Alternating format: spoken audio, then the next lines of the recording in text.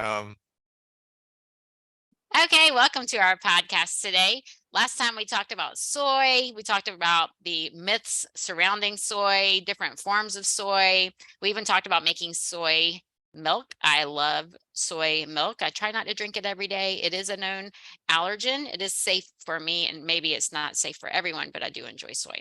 But this week we're talking about supplements, which is very controversial. We want to talk about the differences between synthetic supplements and herbs, and all the different aspects around that. Can we get all the vitamins and minerals we need in our foods?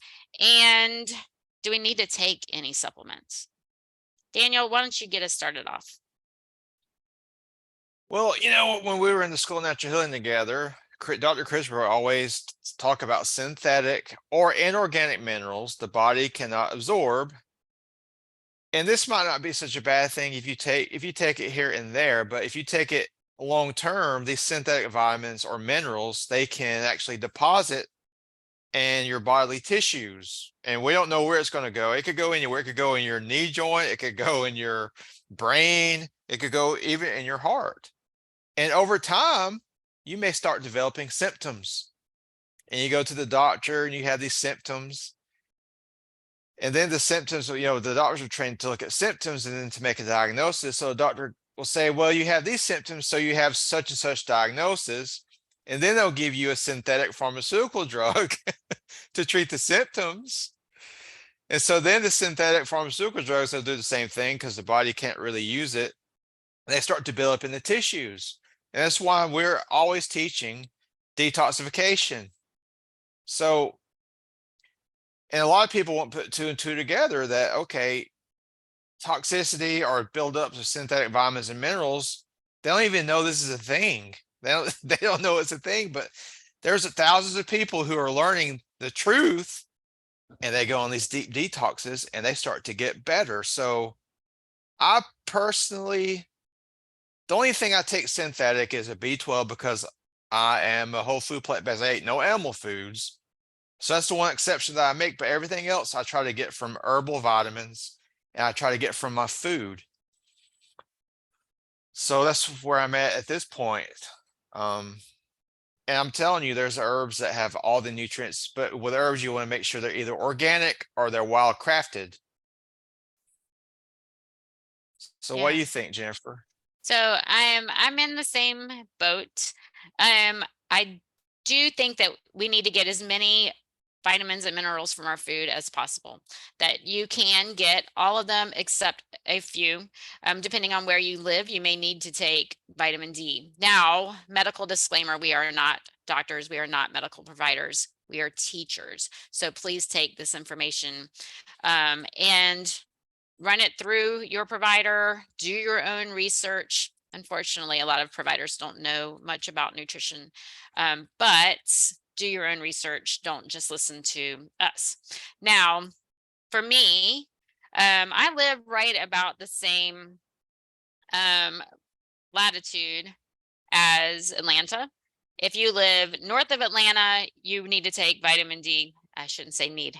You need to look into taking vitamin D supplements during the winter months, October through March. If you live south of Atlanta, you can probably get enough vitamin D from the sun if you are outside without sunscreen on for at least 15 minutes a day.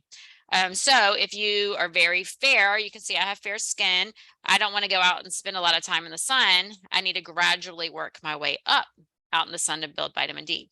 Now, there are some people who have genetic tendencies where they really struggle with vitamin D. I just happen to be one of those. I have had genetic testing to determine that. And I did that because I was diagnosed with an autoimmune disease, which is what started me on this whole path to begin with. I take a lot of vitamin D every day. I get my blood levels checked. My vitamin D is still low. And I'm a runner. So I'm outside in the sun with no sunscreen. I still just can't get enough vitamin D. So there are some people who need to take supplements like that. I also am whole food plant-based, so I do take B12. I'm also 50 years old, and it's recommended that anyone age 50 or above, no matter how you eat, takes a B12 supplement. So I do take a B12 supplement. I have had tingly fingers and toes, which you can get from a B12 deficiency. since I've been supplementing with B12, I don't have that condition. And that maybe it's a coincidence, but I know that that is a sign of B12 deficiency. So I do think that supplements can be helpful in some cases, but I do really look at foods and herbs, and I do get annual blood work. Now at the School of Natural Healing, we talked about that. You don't poke the surface, you don't do things like that. But for me, because I did have that diagnosis, I do have regular blood work. Other things we won't discuss those now. So I start every day with nettle tea. I have nettle, doesn't taste really great, so mine's actually has nettle, oat straw, and peppermint in my morning tea every morning, because those are very high in all of your vitamins and minerals. It's tasty because of the peppermint, and I added the oat straw just for bone health. Lots of silica in there to help with bone health, lots of calcium in there. People don't think about calcium as being in their herbs, but that's my favorite way to start my day. So I get a boost of vitamins and minerals first thing in the morning. So let's talk about some of the dangers of supplements. So you talked about how they can be stored in the body. When you are purchasing supplements, once again, we are not licensed to recommend supplements, but when you're looking at supplements, you need to look at what form they come in. So not just the chemical structure. You want to look at things like, is that all that's in there? A lot of supplements are full of fillers. A lot of them even have sugar added to them.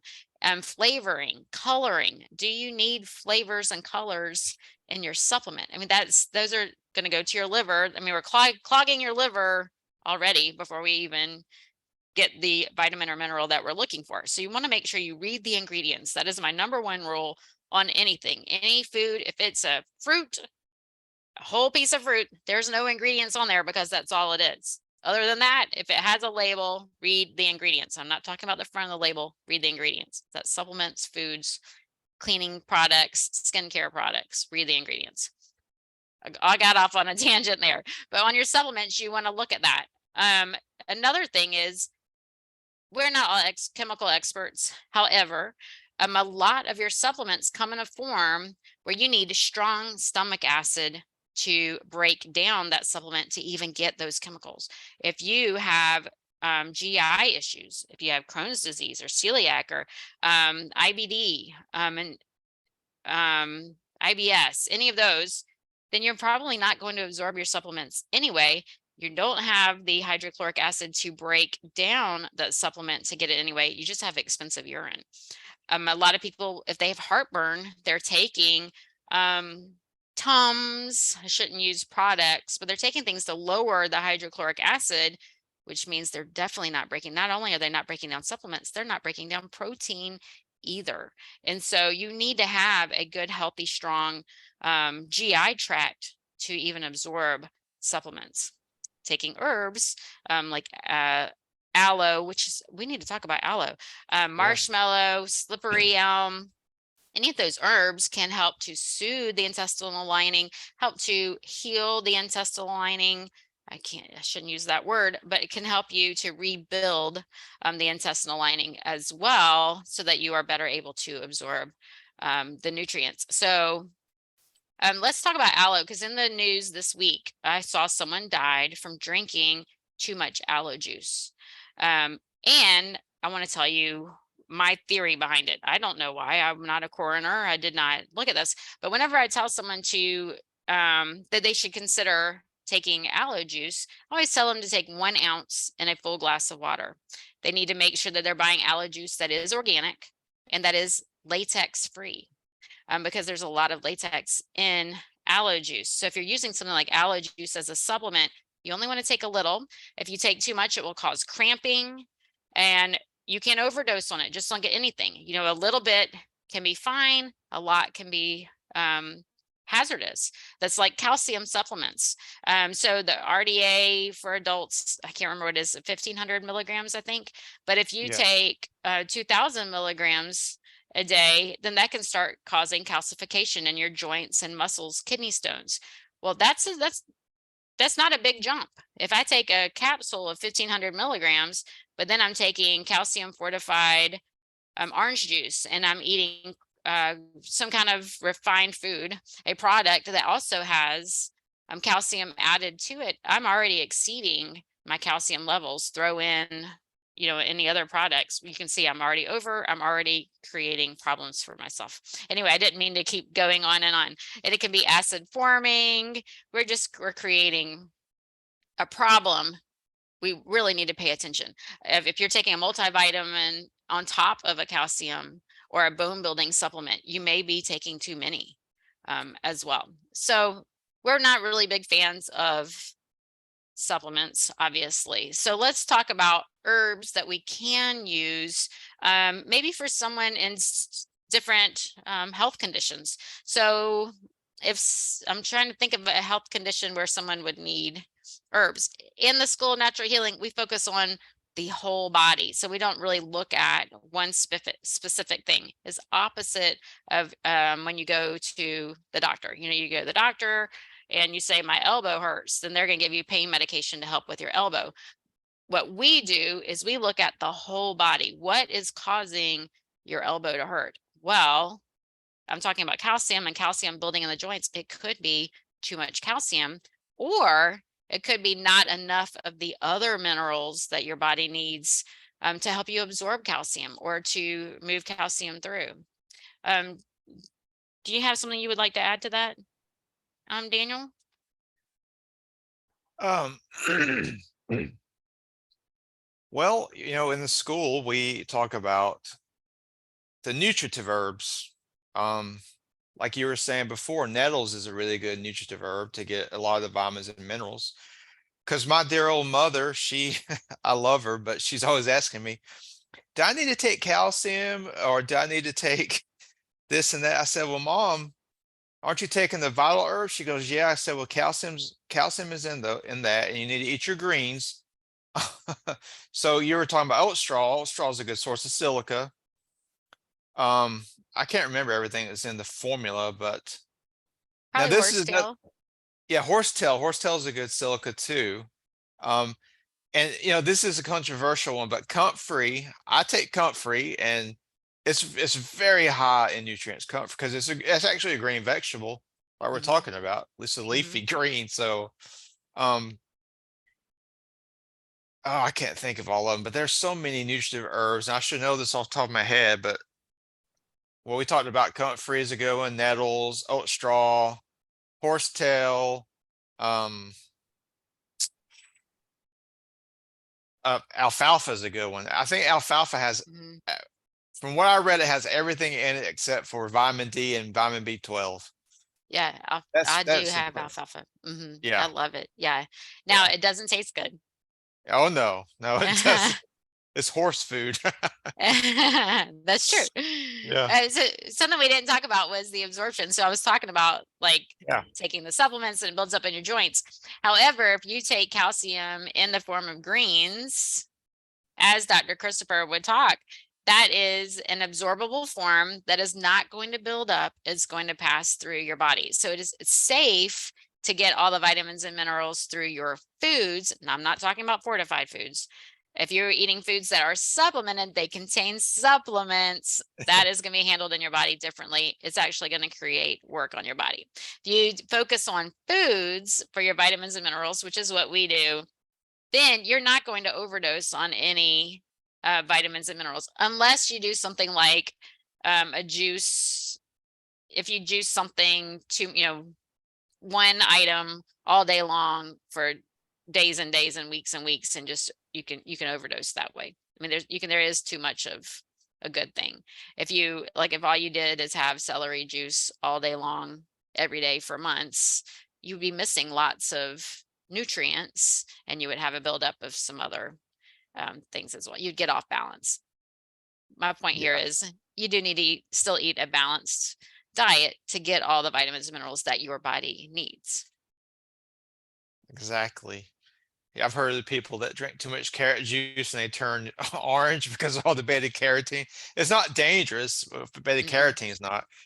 If you get off the orange, get off the carrot juice for a while, the color will leave your skin. But I like had Jennifer that. says, balanced diet is where it's at. And if you eat a balanced diet with herbs and plant foods, you don't have to worry about getting deposits of synthetic, chemicals in the body, because God knows this day and age, there's enough things that we have to look at to stay healthy. Mhm. So, and synthetic vitamins is another one. If you take too much, it can lead to problems. And most doctors, they probably won't even tell you about this. They may not be aware of this. Mhm. So I don't know. This is why I teach the safest things I know of: nutritional Yes. herbs, nutritional foods. That's what I feel most comfortable with. I don't feel comfortable telling somebody to take, I don't know, 5,000 units of vitamin E every day, because vitamin E in high doses is a really potent blood thinner, and so if you're on blood thinners already, you could get too thin. See, a lot of these vitamins, the synthetic vitamins can interact with pharmaceutical drugs too.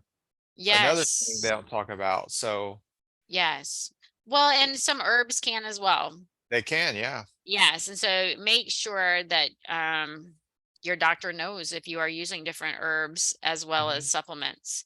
A Yeah, lot of times they will tell you, they'll say, don't drink grapefruit juice with this medication. It's because they know it interacts with enzymes or something going on in your liver, which will yeah. the medications will not work the same way.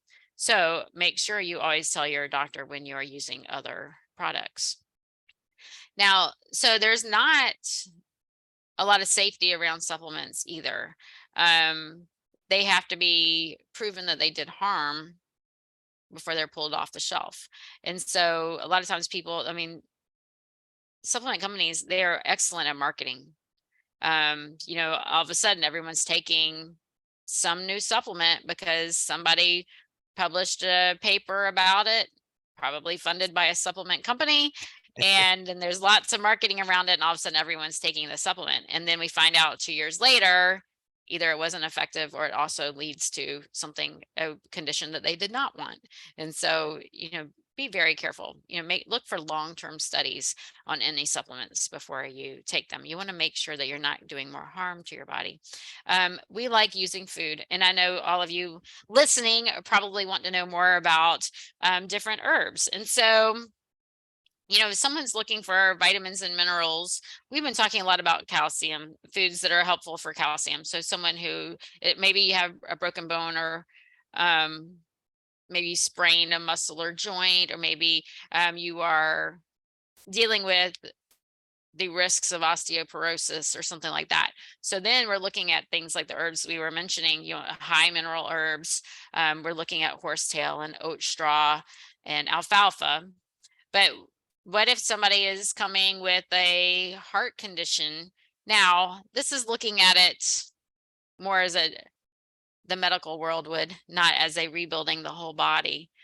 But if someone already who has been diagnosed with a heart condition, then we do want to not only restore their health, we want to look at all qualities of their life. We want to make sure that they're eating a balanced, healthy, alkaline rich diet, getting plenty of sleep, drinking lots of water, doing daily meditation.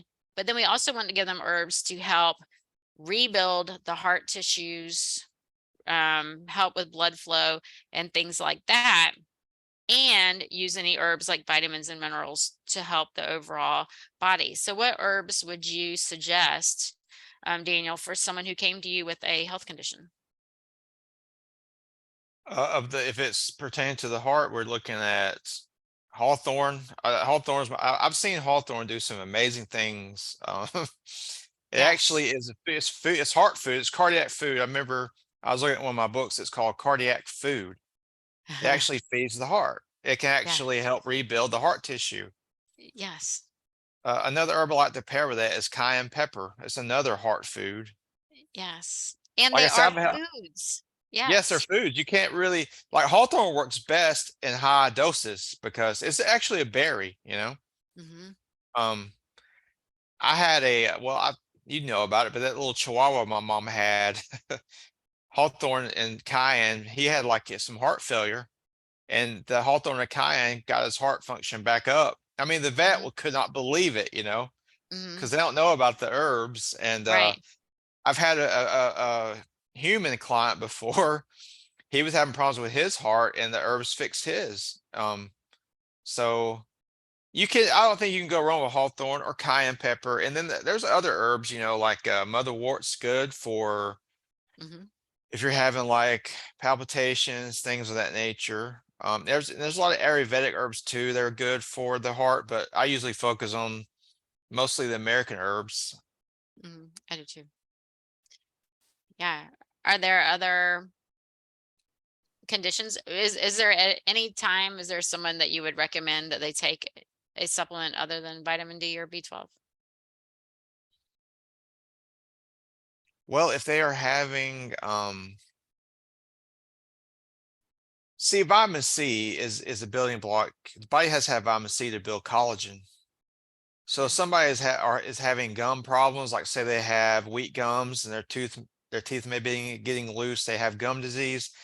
I think it's a good idea to get a good source of vitamin C, because I mean, it has to have vitamin C to build collagen. Any kind of tissue problems, like it could be gums, like I'm saying, it could be a damaged joint, it could be um, even something with anything that needs collagen in the body. Your organs need everything in the body needs collagen. So Mhm.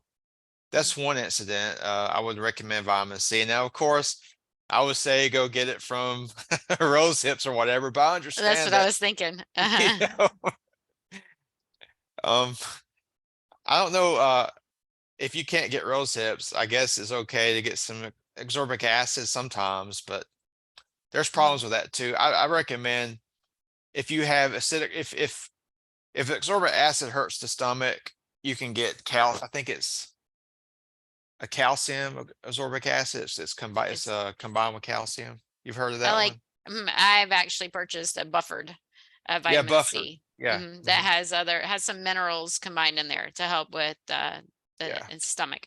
Right. Yes, because vitamin C is so important for all your body It systems. is. It's It's a something you have miracle. to take in every day. Yeah. And I mean, even for energy, you need vitamin C. I mean, for every pathway. And if you are under any stress, you burn through vitamin C like crazy. Any kind of repair, like you said, for collagen, you definitely need lots of vitamin C. And so I do occasionally, if I can't get vitamin C from other sources. So immediately people think of, let's talk about some foods, because I mean, Oh yeah. herbs are foods, but Oh yeah. immediately people think of citrus or oranges for vitamin Oh yeah. C. But cayenne is an excellent source of vitamin C. All of your peppers, red bell peppers are an excellent source. Tomatoes are an excellent source. So, look at your different foods. All of your raw fruits and vegetables, even your greens, have vitamin C. And so you want to make sure you're eating them. However, vitamin C is easily destroyed by heat. And so you want to make sure you're eating raw fruits and vegetables. I'm not saying you have to eat 100% raw, but you want to make sure that you're including raw fruits and vegetables every day, specifically to get vitamin C. And that goes with a lot of your B vitamins. Your B vitamins, they are a little bit more tolerant to heat than vitamin C, but you need to make sure you're eating foods to get all your B vitamins, which are also necessary for all of your different body's pathways. It's a good point. It's a good point. I like kiwis. They're Yes. they're a decent source of vitamin C. Yes, as well as It's, loads of fiber. I mean, kiwi oh is excellent for your intestines. Yeah, your whole yeah. GI tract. Oh Yeah. yeah, they're great. And strawberries, another good form. And Oh yeah. Yeah. strawberry season. I mean, I've got my local supermarket has strawberries right now, and they are delicious. Yeah. So Yes. Was there anything else you would like to add about supplements before we wrap up today? I think we covered a lot today. Mm, We can maybe in the future do some more, but I think this has been a pretty informative podcast. So I think so too. I think that everyone gets our point. Aim for fruits yeah. and vegetables. That's going to be your safest form. There Uh-huh. are some that are a little bit harder to get from your foods. And so, if you have a certain condition, you may want to look up foods and herbs that help boost those vitamins and minerals that you are looking for. But something else we did not talk about was a lot of time a vitamin or a mineral works because of the other constituents in the food. That combination is what helps. So when we isolate a vitamin or a mineral, we're missing the other parts of the fruit and vegetable that help with absorption and help with any kind of recovery that our body needs in there. So that's another reason why we want to get it from our foods as much as possible, to help with absorption and to get those combined things. We don't know everything there is to know about what is in a piece of fruit. In that orange slice, you've got tons of, not just the vitamin C, but loads of other vitamins and minerals. You have fiber, that white pith that we'd like to peel off as kids. We don't want to eat that white part. That is super nutritious. It doesn't taste really good. It's a little bit bitter, but that means it helps with your bile acids and your liver. Anyway, I'm getting on another tangent as we close up, but I just wanted to add that. So That's a thank you for, good point. thank you. I wish we had thought of that sooner. Yeah, I But know. I was thinking. So thank you for joining us. Next week we are talking about, I can't remember, home remedies for your immune system and Yes. immune health. Yeah, so I'm excited about talking about that. So tune in next week to hear more about herbs and things that we use to help with immune health.